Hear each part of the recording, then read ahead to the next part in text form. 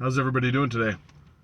I'm going to talk about a couple random things today. I might be jumping around a little bit, but just stay with me and please watch all the way through. So, when people are talking about the ego, there's some confusion on what ego is. And ego is the rational, logical thinking that helps you make decisions. But when you're using too much of it instead of using your heart chakra, that's when it becomes toxic. Now, there is also a thing called superego, and the superego is the morals and ethics, which represents who you are. So you have the ego making logical, rational decisions according to your mind, and your superego is more along the lines of your morals and ethics. Now we use ego to get through life, but you should. Our society has taught us to basically use ego completely in our decision making instead of using our heart in decisions. So we're taught from a young age that to use, especially in the United States, to use ego in order to control your destiny, make things happen, create action, grind, all that stuff.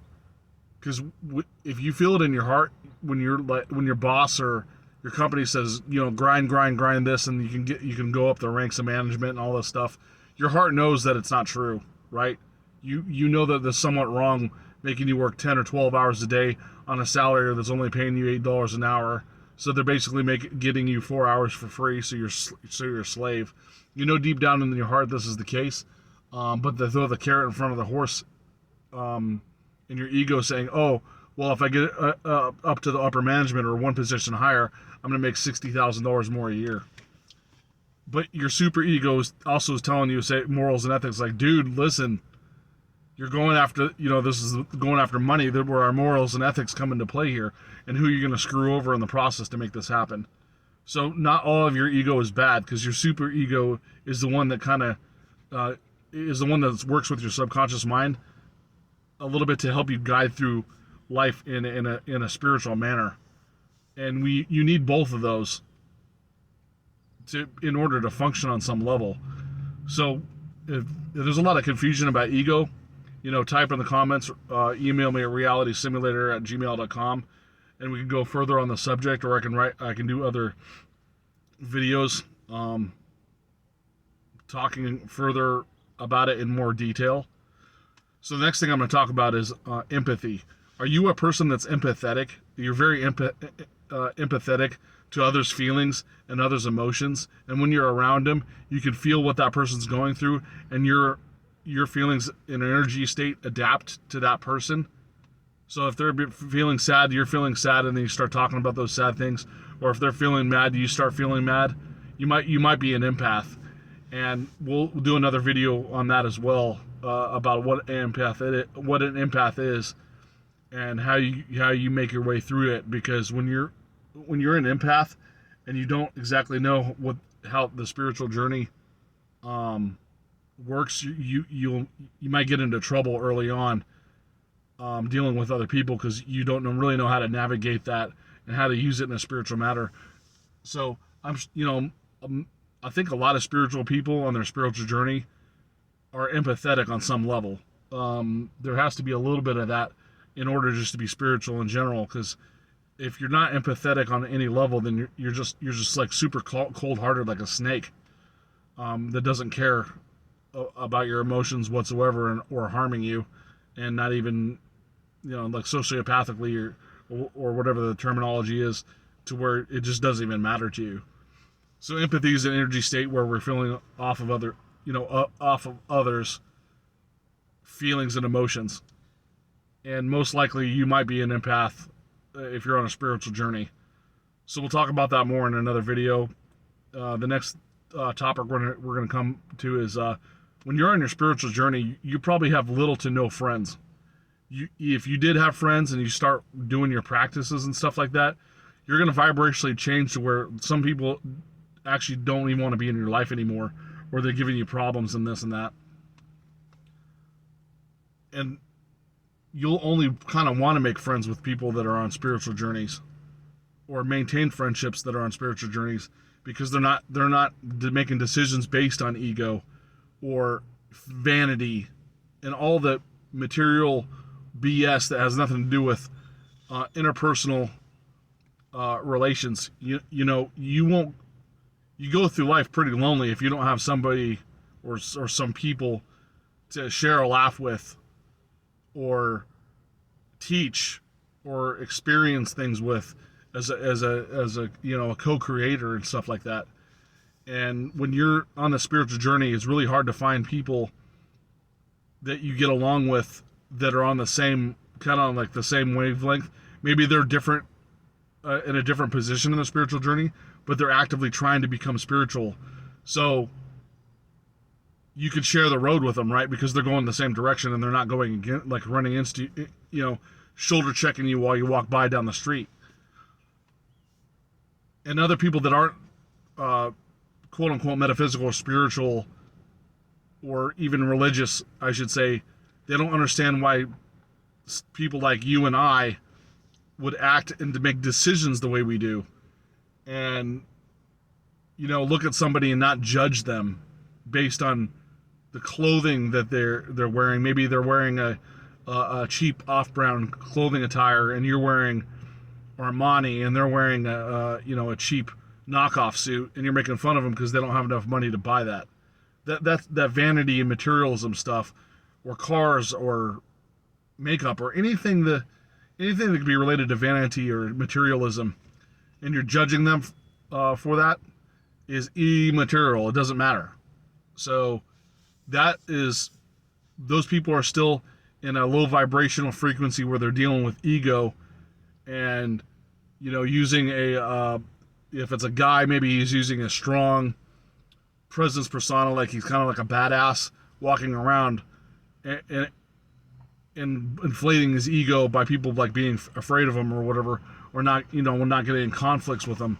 Or the girl that looks like super good, but she looks at another girl up and down and be like, huh, you're wearing those heels? Oh, she must be poor. The judgmental stuff. That's all on a bad ego mentality. It's a low vibration. When you're in a vibration of love and magnetism in a spiritual way, you don't care about someone else wearing off-brand clothing.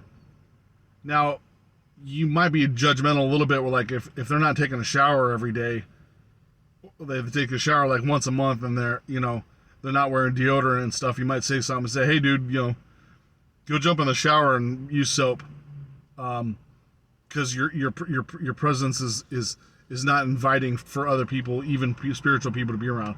I'm not talking about that. I'm talking about the clothing or the car that you're driving. If it's not expensive and stuff like that, like, why are you judging them based on that stuff? And that may be why you not have very many friends, because they're saying stuff and doing stuff morally and ethically that's kind of against what you believe in. And it's hard to talk about things like trivial stuff, like when people talk about football. In America, it's a big thing for guys to talk about football and who your team is and which players you like and which teams go against who. And it's a big topic of conversation, and it's mostly used for networking. Football is a networking sport, because you can get into a conversation with almost like any dude in the United States about football, or if it's in Europe, they can talk about soccer, which they call football. It's stuff like that. And a lot of guys play golf to do networking, to meet people in order to make themselves more money. Golf is a networking sport. If you love playing golf because it's a solo thing, you have to be centered, you have to be balanced in order to shoot good, and you just enjoy the balance of the sport, and it's something you actually enjoy, that's fine. But I'm just saying, a lot of people get into golf to use it as networking, and that's a ego-driven activity, because it takes a long time, especially to get good at that the activity, and it's an activity that takes 18 holes takes a long time to do, every week, and it costs a lot of money to do it. So I'm just using that as an example. What are we running on time here? So that could be essentially based on ego. So you might not be getting along with somebody. It's like, I don't want to talk about football. I don't want to talk about golf. And sometimes when I mention sports, like, okay, Brandon, what sports do you like watching? I said, I like watching racing. I like motorcycle racing. I like car racing. I played baseball and basketball in school, and I can kind of talk about it a little bit, but I don't watch those sports anymore. I watch the stuff that I'm currently interested in now in the present time, and it has nothing related to do with anybody. Racing, whether it's like if I'm doing it or watching it, it's like a passion. So that's what I enjoy doing as an activity. Watching it or whatever, as I'm not doing it for anybody else whatsoever. It's because of we're playing the racing simulator on the video game system is for for my enjoyment, not for anybody else's. So that's the career, the reason why we're doing this stuff, right? And then there again, the passions. Like if you have a passion for something, if you're generally interested in your passion and you truly love it, other people will probably be interested in your passion too. If you talk about it with an enthusiasm and it's not fake. Because if you're like doing golf and you're not really passionate about it, it's like, yeah, I shoot golf every once in a while, with the boys Saturday morning, Okay, you don't really like it. You're just there to be there. But if you talked about something, and you don't have to talk about it with enthusiasm, I'm just saying, hey, if you say, oh, let's say you like painting or dancing.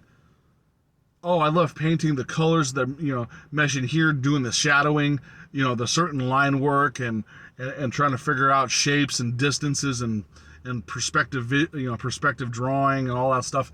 Like the people are like, oh, well, I didn't know about that about painting and drawing. What? Tell me more about the perspective drawing and how to create distance in the photographs and stuff like that. So you talk about that type of stuff. Or dancing, where they're like, how do you do that certain move that looks impossible? How do you do that move? If you're passionate about it, people might want to know about it. So that's just a couple examples of different things that I wanted to say about that. I'm not going to go too far into this because I jumped around in a couple topics. As always, thank you very much for watching, and I hope to see you in the next video.